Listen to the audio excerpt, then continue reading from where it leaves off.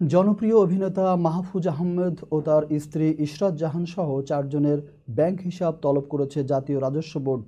বাকিরা হলেন মাহফুজ আহমেদের শ্বশুর জাতীয় পার্টির চেয়ারম্যান জি.এম. কাদের ও শাশুড়ি শরীফা কাদের। রোববার এনবিআর গোয়েন্দা ইউনিট সেন্ট্রাল ইন্টেলিজেন্স সেল থেকে পাঠানো চিঠির সূত্রে এ তথ্য জানা গেছে। চিঠিতে তাদের নিজ নামে বা তাদের মালিকানাধীন প্রতিষ্ঠানের নাম থাকা হিসাবের যাবতীয় তথ্য উপাত্ত ৭ কর্মদিবসের মধ্যে পাঠাতে বলেছে।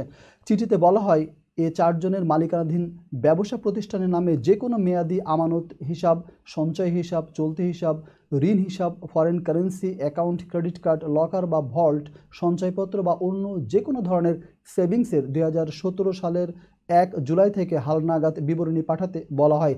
এর আগে একই দিন জি.এম. কাদের ও তার স্ত্রী শরীফা কাদেরের ব্যাংক হিসাব অবরুদ্ধ করতে চিঠি দেয় এনবিআরের সেন্ট্রাল ইন্টেলিজেন্স সেল।